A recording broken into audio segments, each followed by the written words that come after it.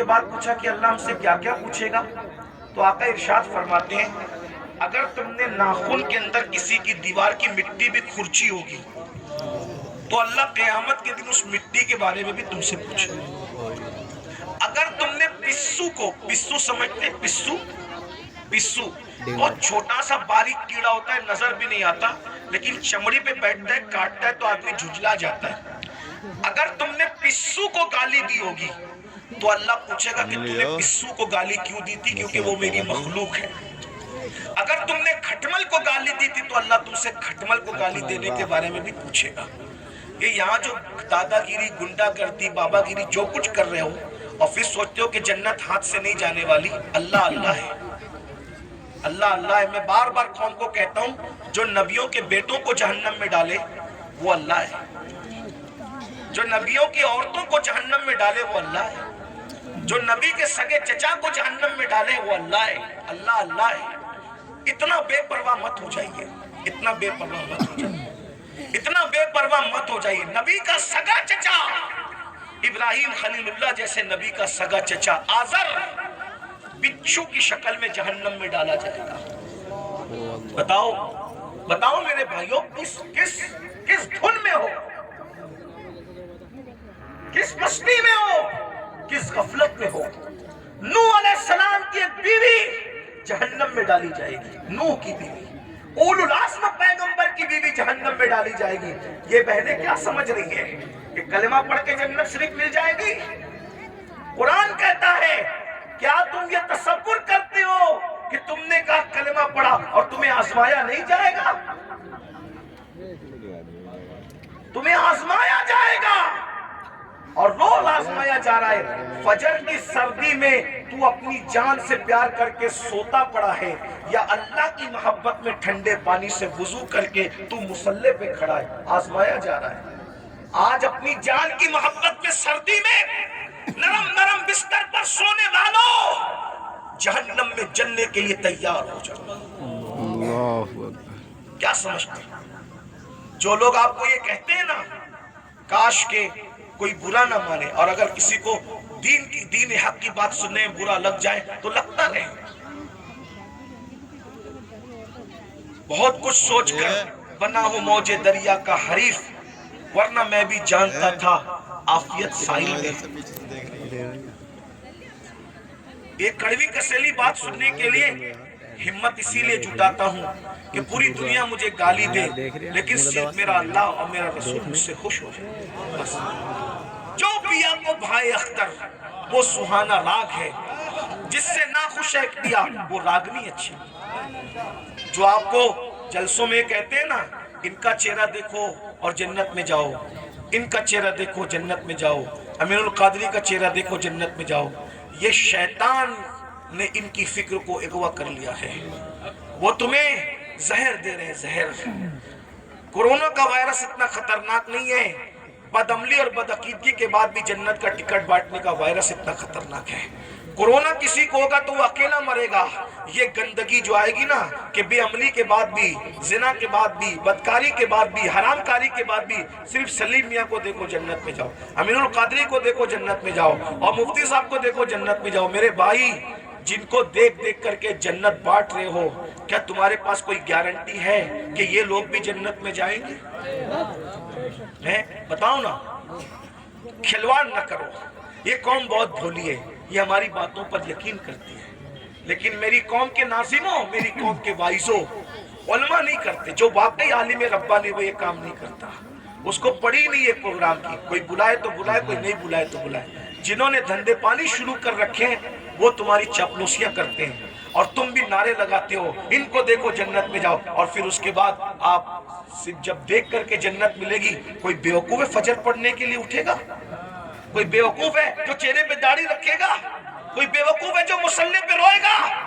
ارے تم نے کس کو دیکھا؟ سلیم میاں کا نام اس لیے لے رہا ہوں کہ یہ میرا بھائی ہے، برا نہیں مانے گا میرا بھائی، میں جانتا ہوں اب میرا حق ہے۔ آپ نے سلیم میاں کو دیکھا نا، آپ نے امین القادری کو دیکھا، آپ نے مفتی صاحب کو دیکھا نا۔ آؤ میں اس کی بات کروں جس نے سلیم میاں کو نہیں، سلیم میاں کے جد کریم کو دیکھا۔ کس کو؟ خدا کو دیکھنے والی جو آنکھیں وہ مصطفیٰ جان رحمت کی آنکھیں ہیں۔ سیدنا فاروق اعظم نے رسول اللہ کو دیکھا، بار بار دیکھا، ہر بار دیکھا، جنگ میں دیکھا، امن میں دیکھا۔ ارے عمر تو ایسے نمازی تھے کہ پہلی صف میں نماز پڑھتے تھے، پھر بھی حالت نماز میں کنکیوں سے نبی کا چہرہ دیکھتے تھے۔ ایسا نبی کو دیکھنے والا، ایسا نبی کو دیکھنے والا، لیکن جب اسی عمر ابن خطاب کا آخری وقت آیا، اسی عمر ابن خطاب کا، کون عمر جس کا ذکر توریت میں ہے، جس کا ذکر انجیل میں ہے، جس کا ذکر قرآن میں ہے، جس کے مشورے کی تائید میں قرآن کی 22 آیتیں نازل ہوئی ہیں میرے بھائیوں، 22 آیتیں۔ یہ جو وَاتَّخِذُوا مِن مَّقَامِ إِبْرَاهِيمَ مُصَلًّى کس کی آیت، کس کی تائید میں آئی؟ فاروق اعظم کی تائید۔ جب رسول اللہ نے کعبے کا طواف کیا، کعبے کا طواف کیا، سن لو عمر کون ہے، ہم سے سنو سیدوں سے عمر کون ہے، فاروق اعظم کون ہے، اللہ اکبر، فاروق اعظم کون؟ جب رسول اللہ نے کعبے کا طواف کیا تو صحابہ سے مشورہ کیا کہ واجب الطواف جو نفل نماز ہے کہاں پڑھی جائے؟ صحابہ کا دل خوش کرنے کے لیے کسی نے کہا کعبے کے اندر پڑھیے، کسی نے کہا حتیم میں پڑھیے، کسی نے کہا یہاں پڑھیے، کسی نے کہا وہاں پڑھیے۔ فاروق اعظم نے کہا یا رسول اللہ، جہاں آپ کے دادا ابراہیم علیہ السلام کے قدم کا نشان ہے وہاں پر آپ نماز ادا کیجئے۔ ابھی عمر یہ کہہ رہے تھے کہ جبریل آ گئے، کہنے لگے وَاتَّخِذُوا مِن مَّقَامِ إِبْرَاهِيمَ مُصَلًّى، جہاں آپ کے دادا ابراہیم کے قدموں کا نشان ہے اس کو اپنا مصلی بنا لیجئے۔ شراب کی حرمت کی بات فاروق اعظم کے مشورے کی تائید میں، پردے کی بات فاروق اعظم کے مشورے کی، اور کون فاروق اعظم جس کے بارے میں کہا میرے بعد اگر کوئی نبی ہوتا ہے عمر ابن خطاب ہوتا ہے۔ کون فاروق اعظم؟ جب فاروق اعظم آ رہے ہیں، جبریل علیہ السلام رسول اللہ کی بارگاہ میں موجود ہیں، تو جبریل نے فاروق اعظم کو دیکھ کے مسکرایا۔ میرے سرکار نے کہا کیوں مسکرا رہے ہو جبریل؟ حضور آپ کا یار عمر آ رہا ہے۔ تو آقا نے فرمایا کیا میرے عمر کو آسمان والے بھی پہچانتے ہیں؟ میرے عمر کو آسمان والے ہی پہچانتے ہیں؟ تو جبریل علیہ السلام کہتے ہیں حضور زمین والوں سے زیادہ عمر کو آسمان والے پہچانتے ہیں۔ اور سرکار نے کہا ذرا میرے عمر کی شان بیان کر دو جبریل۔ تو جبریل نے ایک جملے میں شان بیان کی، کہتے ہیں یا رسول اللہ اگر میں حضرت نوح کی عمر کے برابر یعنی 1000 سال کی عمر لے کر کے آؤں اور عمر کی فضیلت بیان کرتا رہوں تو 1000 سال ختم ہو جائیں گے مگر عمر کی فضیلت ختم نہیں ہو سکتی۔ اتنی بڑی ہستی ہے نا، رسول اللہ کو دیکھا، رسول اللہ کو دیکھا۔ اب سن لو ان کا زندگی کا آخری وقت۔ فاروق اعظم شہید ہیں، فاروق اعظم شہید ہیں۔ اللہ اکبر۔ اور کس حالت میں شہید ہیں؟ حالت نماز میں۔ آخری وقت آ گیا، چارپائی پر فاروق اعظم لیٹے، پورا جسم خون سے لہو لہان ہے۔ فاروق اعظم لہو لہان ہے پورا جسم۔ فاروق اعظم اپنے بیٹوں سے کہتے ہیں میرے بیٹوں، میرے بچوں، تم نے میری فرما برداری کی، میں نے جو کہا تم نے میری بات مانی، اللہ نے مجھے فرما بردار اولاد عطا کی، آج میری فرما برداری کرو گے آخری وقت میں؟ لوگوں بچوں نے کہا جی حضور ضرور کریں گے۔ فرمایا ایک کام کرو، مجھے چارپائی سے اٹھا کے زمین پہ ڈال دو۔ دیکھو یہ فاروق اعظم کے آخری لمحات ہیں، یہ ان کی عاجزی ہے، یہ ان کی انکساری ہے، یہ ان کا اخلاص ہے۔ جنت کا کہاں خواب دیکھ رہے بھائیوں؟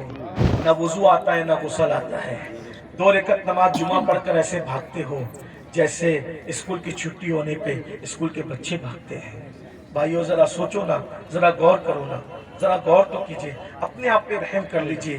ہم میں سے کوئی اللہ کے عذاب کو برداشت کرنے کی طاقت نہیں رکھتا، ہم میں سے کوئی جہنم کا سامنا کرنے کی طاقت نہیں رکھتا۔ مت اب دھوکہ دیجئے اپنے آپ کو، مت فریب کیجئے اپنے آپ سے، اپنی آخرت کو تباہ مت کیجئے۔ وہ مسلمان بنیے جیسے حضور مسلمان بنانے آئے تھے۔ سیدنا فاروق اعظم فرماتے ہیں مجھے چارپائی سے اٹھا کر زمین پہ ڈال دو۔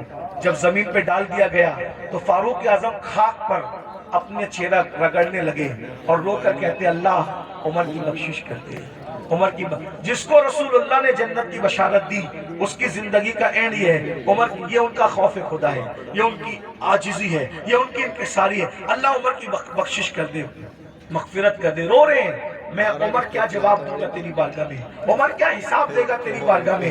ادھر کا چہرہ رگڑتے ادھر کا گال رگڑتے اور اللہ کی بارگاہ میں کہتے ہیں مجھے معاف کر دیں، میرے بڑھاپے پہ رحم کر دیں. کسی نے کہا امیر المومنین آپ تو وہ ہیں نا، آپ وہ ہیں کہ آپ نے اتنے فتوحات کیے، یہ کام کیا دین کا، یہ کام کیا دین کا، یہ کام کیا دین کا. سر اٹھا کے کہتے ہیں او منقبت پڑھنے والے خاموش، یہ منقبت پڑھنے کا ٹائم نہیں.